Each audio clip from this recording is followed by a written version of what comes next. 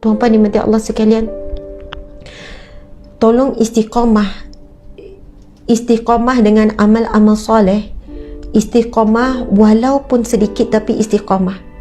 Yang pertama, jaga solat fardu 5 waktu di awal waktu. Cuba sedaya upaya. Kalau ada apa-apa yang menghalang kita untuk solat di awal waktu, cuba uruskan. Dan tidak rugi kita mengorbankan sesuatu untuk kita dapat solat di awal waktu. Ketika 3 tahun yang lepas, 4 tahun yang lepas, tuan-puan, kisah benar, saya pernah naik satu teksi. Kemudian pemandu teksi, ini cerita bukan sebelum wabak ni, masa tu saya kerja di Jabatan Agama lagi. Maksud cerita ni dah lama, 6 tahun 7 tahun yang lepas. Subhanallah. Masa tu saya ada conference di KL. Jadi saya naik komuter, kemudian saya naik teksi. Masa tu Grab semua tak ada untuk menuju ke conference tu. Masya Allah. Bila saya pergi, saya ingat masa tu saya pergi dengan arwah Ustazah Nohayati Musa. Saya pergi berdua. Kemudian bila saya naik teksi tu, yang pembawa teksi tu kita tahu orang educated, sebab dia boleh cakap in English lah. Dia boleh cakap, dia boleh speaking. Bila saya tanya, bila borak, saya memang suka borak. Saya orang yang ramah. Dengan pemandu teksi mesti akan bercakap. Saya tanya itu, saya tanya ni. Saya bertanya, encik, background encik apa sebenarnya? Sebelum encik bawa teksi ni, encik kerja apa? Kemudian dia cerita, dia adalah manager besar sebuah bank. Gaji dia dah 10,000, 20,000 ke 30,000. Dia kata, puan, saya memang peringkat yang dah ada driver. Saya ada rumah besar yang mewah. Tapi satu benda yang saya tak dapat adalah solat awal di awal waktu. Solat fardu di awal waktu itu saya tak dapat, puan, saya tak dapat. Saya dapat semua apa yang saya nak. Saya dipanggil tuan, saya dipanggil bos, saya manager besar bank. Subhanallah. Saya ada rumah besar, semua Allah bagi. Tapi yang saya tak dapat daripada Allah adalah solat fardu di awal waktu dan di masjid. Lepas tu saya kata, apa yang tuan buat? Saya tinggalkan semua, saya berhenti kerja. Saya berhenti dan saya bawa teksi. Saya kata, ya Allah, tuan tinggalkan semua. Kata Ustazah, ia sangat berbaloi. Apa cabaran tuan? Peringkat awal tuan lalui apa?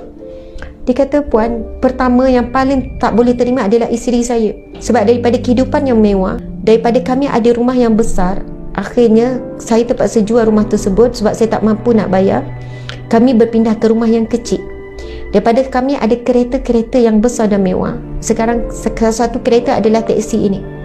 Anak-anak susah nak terima, puan. Anak-anak susah nak terima perubahan hidup yang sangat drastik. Namun dia kata, Ustazah, lama-lama Allah berikan ketenangan, kebahagiaan yang tidak pernah kami rasai ketika kami hidup mewah dulu. Saya kata, ya Allah, hebatnya tuan, pengorbanan yang sangat hebat. Ustazah, masa tu saya bukan penceramah, saya bukan siapa-siapa. Dia panggil puan lah. Dia kata, puan, sekarang saya boleh berhenti 10 minit sebelum solat untuk panggilan paling utama adalah panggilan Allah. Bila azan datang, hayya ala salah, hayya ala falah, datanglah menuju kepada solat, datanglah menuju kejayaan. Saya membayangkan saya sedang menuju kepada al-falah, iaitu syurga Allah. Kejayaan yang sebenar adalah bila saya boleh bawa diri saya dan ahli keluarga saya ke syurga. Itulah kejayaan yang sebenar. Jadi kenapa kita tidak mahu menyahut hayya ala solah, datang kepada solat, datang menuju kejayaan? Kejayaan yang sebenar adalah kita bebas daripada api neraka. Kejayaan sebenar adalah apabila kita dapat syurga Allah. Allahu Akbar. Dia kata, puan, pemandu teksi semua nak pelanggan, tetapi kita dah tahu waktu solat, saya tak akan ambil mana-mana pelanggan. Walaupun pelanggan tahan teksi saya, kerana bila nak tiba waktu solat, saya akan menuju ke rumah Allah. Saya akan solat berjemaah di masjid. Dan nikmat bila boleh solat fardu berjemaah 5 waktu, nikmat yang tidak ada taranya. Dia kata, Allah berikan kemanisan, Allah berikan kenikmatan. Isteri saya, anak-anak saya semua berubah, Ustazah. Kalau dulu anak saya ada perangai sekian-sekian, isteri saya semua berubah, Ustazah. Dan ia tidak ada nilai sedikit pun nikmat yang saya miliki sekarang dengan apa jua kekayaan, kebahagiaan yang lain yang dimiliki di dunia ini. Subhanallah, tuan-puan dimati Allah sekalian. Di dalam solat, ada apa di dalam solat? Di dalam solat ada pujian kepada Allah. Kita mula dengan solat Allahu Akbar, kita memuji Allah yang maha besar. Kemudian kita sambung Allahu Akbar kabira walhamdulillah kathira. Nabi sebut, barang siapa yang membaca doa iftitah tu, akan dibuka pintu langit, dibuka, doa-doanya akan diangkat oleh Allah. Kemudian kita mula dengan Al-Fatihah, ada pujian kepada Allah dan diselangi Allahu Akbar, Sami Allah liman hamidah. Ada doa di dalam solat. Siapa yang menunaikan solat, jaga sungguh dalam solat ada selawat. Pada tahiyat, dalam solat ada syahadah. Kita akan memperbarui solat kita. Kita akan memperbarui syahadah kita setiap kali solat. Asyhadu an la ilaha illallah wa asyhadu anna Muhammadar Rasulullah. Dalam solat ada istighfar, ada permohonan ampun. Rabbighfirli, ya Allah ampunilah aku, warhamni, rahmatilah aku dan sebagainya. Tuan-puan dan mati Allah sekalian, sebab itu kalau siapa yang malas pun nak berdoa, malas nak berzikir, malas nak buat amal soleh banyak-banyak, jaga solat fardu 5 waktu. InsyaAllah kita akan selamat daripada fitnah kecil ataupun fitnah besar, fitnah tu dajjal.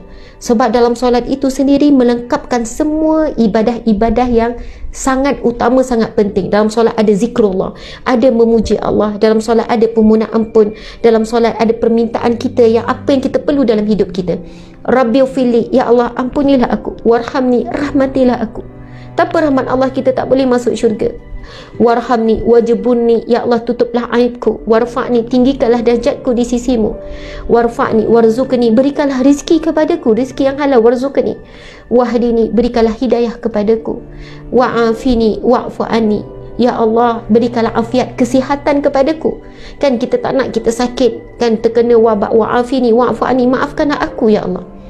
Sebab itu kalau kita boleh menghayati bacaan antara dua sujud, kita akan menangis tuan-puan sekalian. Kita akan duduk dengan tenang. Rabbighfirli warhamni wajibunni warfa'ni warzuqni wahdini wa'afini wa'fu anni. Ada 8 permintaan kita ketika duduk antara dua sujud tuan-puan sekalian. Kita minta apa dengan Allah ketika duduk antara dua sujud? Kita minta kita diampunkan Allah. Rabbighfirli warhamni, ya Allah rahmatilah aku ya Allah. Tolong rahmati hidupku ya Allah. Tolong rahmati keluargaku ya Allah. Tolonglah beri rahmatmu kepadaku. Apa maksud rahmat? Rahmat itu membawa maksud kita hidup bukan tak ada masalah, tapi setiap kali ada masalah akan datang pertolongan Allah. Kita hidup bukan tak ada bahaya, tapi bila kita datang bahaya, datang perlindungan daripada Allah. Itulah hidup yang penuh dengan rahmat. Bila kita dalam maksiat, Allah bantu kita untuk tinggalkan maksiat. Bila kita susah nak buat ibadah, Allah bantu kita, meringankan kita untuk buat ibadah. Bila hidup dalam rahmat Allah, mesti ada jalan keluar setiap kesulitan. Allah berfirman, wa man yattaqillah yaj'al lahu makhraja. Barang siapa yang beriman kepada Allah, Allah akan berikan jalan keluar. Di setiap kesulitan ada jalan keluar. Wa yarzuqu min haitsu la yahtasib, dan Allah akan berikan rezeki yang tidak disangka-sangka. Subhanallah. Rabbighfirli warhamni, ya Allah rahmatilah aku. Wajibunni, tutuplah aibku ya Allah. Aib kita terlalu banyak. Kalau aib saya dibuka, tak ada siapa yang nak dengar ceramah saya. Tak ada siapa yang nak pandang saya. Dan kalau aib dan maksiat, dosa itu berbau, semua hanya kita semua busuk. Tak ada siapa yang akan keluar daripada rumah jika setiap dosa yang kita lakukan bertempel di muka. Tetapi sekarang setiap maksiat dan dosa yang kita buat bertempel di hati, tidak kelihatan. Tapi cuba bayangkan dosa dan maksiat kita lakukan bertempel di muka. Sekali buat dosa, titik hitam, titik hitam. Saya percaya tidak ada siapa yang akan keluar daripada rumah kerana malunya wajah yang hitam kerana dosa.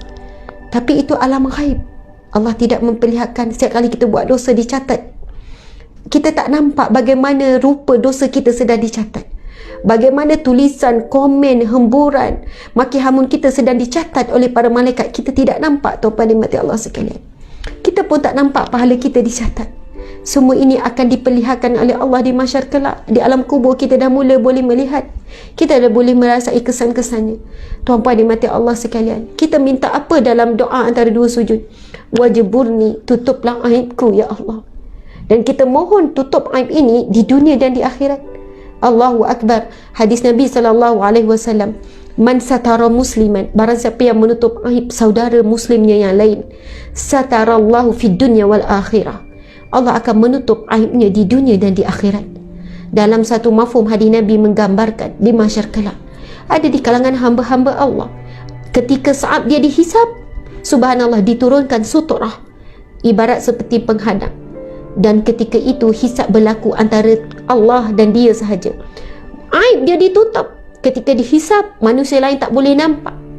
ketika buku amalan baiknya dibuka, ketika buku amalan kejahatannya dibuka, maksiat yang dilakukan secara sembunyi, keburukan dia yang dia sembunyikan selama ini tapi Allah Maha mengetahui, subhanallah, dibuka. Tapi kerana dia ada satu sikap di dunia, dia tidak membuka aib yang tersembunyi. Kalau aib secara terangan, bukan sembunyi lagi, ini aib yang tersembunyi, yang mana dia sendiri tidak mahu dibuka tapi terbongkar tanpa sengaja dan sebagainya. Na'udzubillah.